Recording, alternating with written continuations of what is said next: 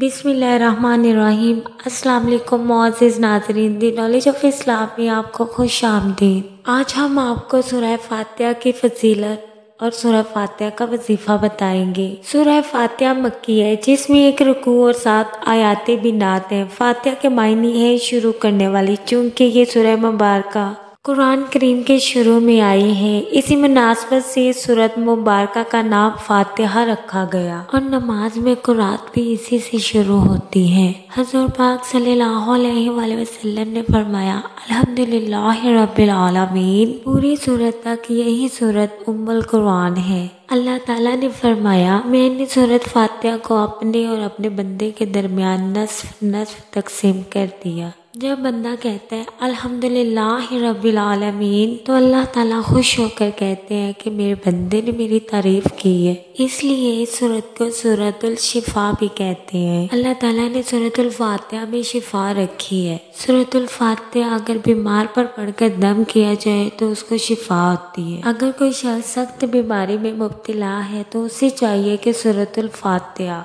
41 बार अव्वल आखिर 11 मरतबा दुरूद शरीफ के साथ पढ़कर पानी पर दम करके वो पानी मरीज को पिलाना है। इस पानी को आपने ख़त्म नहीं होने देना। इस पानी में आपने दूसरा पानी भी ऐड करते रहना है, तो इंशाअल्लाह ताला मरीज जल्द शफा याब होगा। हमारी दुआ है कि जो बीमार है अल्लाह ताला उन्हें शफाए कामला अता फरमाए, आमीन। हमारा YouTube channel the knowledge of Islam को लाइक करें, शेयर करें, कमेंट्स करें, सब्सक्राइब करें और बेल आइकन को प्रेस करना मत भूलें ताकि हमारा हर नोटिफिकेशन आपको बर वक्त पहुँच सके।